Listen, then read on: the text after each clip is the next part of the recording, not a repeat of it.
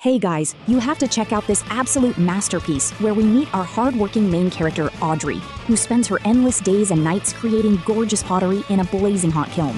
A grueling 12-hour shift has left her shoulders aching terribly, yet she continues to push through the exhaustion because her family legacy and entire livelihood depends on this traditional craft. She focuses intensely on centering the wet clay on her pottery wheel, which requires an incredibly calm mind and steady hands to prevent the spinning mass from flying completely out of control.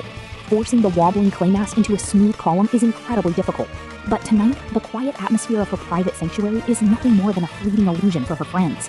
Suddenly, a dry, rattling cough echoes from the shadows, and Audrey immediately looks up with wide, startled eyes as her heart starts beating incredibly fast with concern for her mother. It is actually her elderly mother, Eleanor Vance, who is standing right next to the massive brick kiln, looking incredibly frail and exhausted under the heavy weight of her failing health. Eleanor is holding a heavy, dry pine log in her trembling hands, trying to help with the physically demanding labor, even though she is clearly far too weak to do so.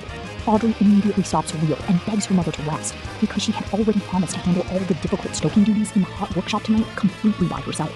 She gently takes the wooden log away, explaining that the heavy clay dust in the air is far too dangerous for Eleanor's weak lungs, and she needs to avoid this room. But Eleanor looks incredibly worried and coughs, saying the kiln temperature is dropping fast, and they absolutely cannot afford another ruined firing of their valuable pot store in this very tough time. Audrey sadly replies that she knows, and immediately throws the dry pine log directly into the roaring flames of the furnace to keep the heat steady for their precious art pieces. As a shower of bright orange sparks erupt from the burning kiln, Eleanor watches with tears in her eyes, feeling completely hopeless about their terrible financial situation and her daughter's struggle. Audrey firmly insists that her mother's medical oxygen treatments are infinitely more important than a dozen clay urns, and urges her to go back to their cottage to rest properly tonight. Eleanor sighs deeply, while her hand rests on the antique key hanging around her neck, which seems to hold some hidden secret about the family in this beautiful ancient pottery business. She then drops a total bombshell, revealing that the municipal bank closed again today, and they officially refused to give them any further extension on their hidden workshop mortgage payment tonight. Audrey tries to stay incredibly positive, telling her beloved mother to let Clara handle the bank, because they are absolutely not losing this historical family workshop under any circumstances whatsoever, friends. With a very reluctant nod, Eleanor slowly walks out of the workshop door into the dark night, leaving her daughter alone to face the silent battles of their fading family business. Audrey watches her mother walk away, and her brave smile instantly fades away, replaced by a look of sheer worry and exhaustion, as the true reality of their situation sinks in. This dusty old place was always her ultimate sanctuary, filled with rich heritage and love, but tonight the silent rooms feel more like a trap closing in on them incredibly slowly. Looking at her mud-covered hands, Audrey feels that the deep financial cracks in their lives were simply becoming too wide to ever mend, and she is losing all her hope. Suddenly, an incredibly loud and aggressive knock rattles the wooden door of the workshop, shattering the quiet night and making Audrey jump in huge shock as her heart beats incredibly rapidly. Her muscles instantly tense like a balloon hour, and she carefully grips her weight by the sharp steel tooling of her pocket before opening the heavy wooden door slowly. Standing on the wet threshold is a masked man named Mr. Henderson, wearing a cheap and fully suit, but Audrey immediately notices something highly suspicious about his overall expensive appearance size. A luxury platinum Swiss watch is peeking out from his wet sleeve, which is incredibly strange for a simple little debt collector who supposedly makes a very modest annual salary in return. Audrey blocks the doorway and firmly tells Mr. Henderson that the pottery workshop is closed for the evening, and asks him to leave their private property immediately without any further trouble. Instead of leaving, the old man aggressively pushes his way inside the building, completely ignoring Audrey's protests and showing absolute disrespect for her and her family holding the process friends. His mighty boots leave wet, dirty tracks all over the clay wooden floor, which is a clear sign of how little these corporate giants care about the working class people.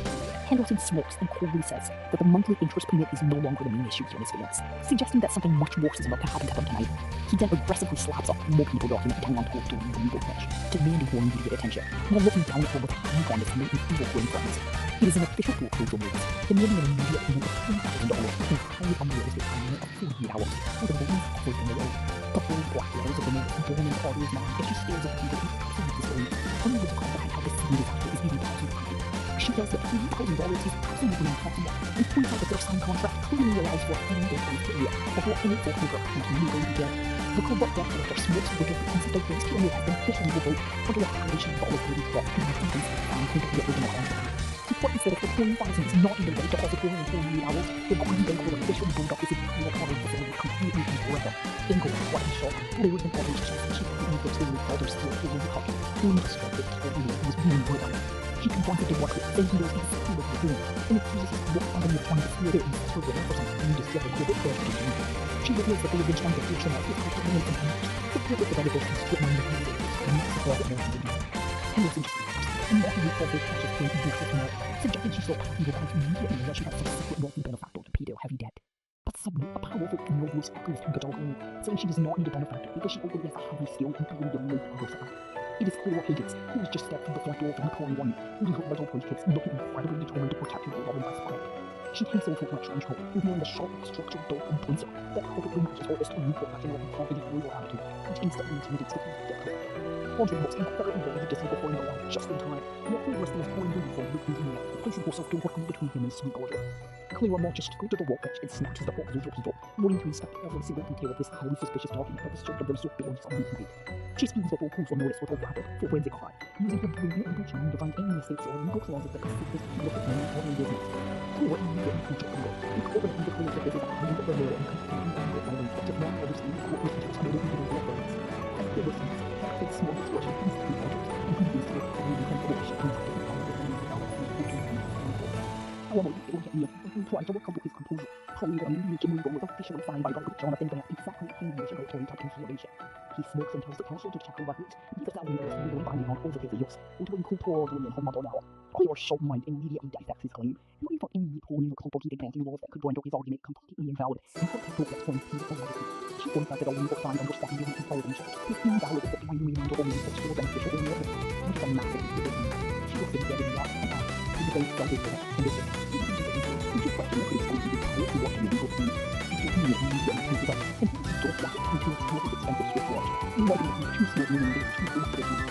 He emerges reflecting from Google, then before he now walks over to taking the figure, in what they would do for how they return to the city of the organization, and every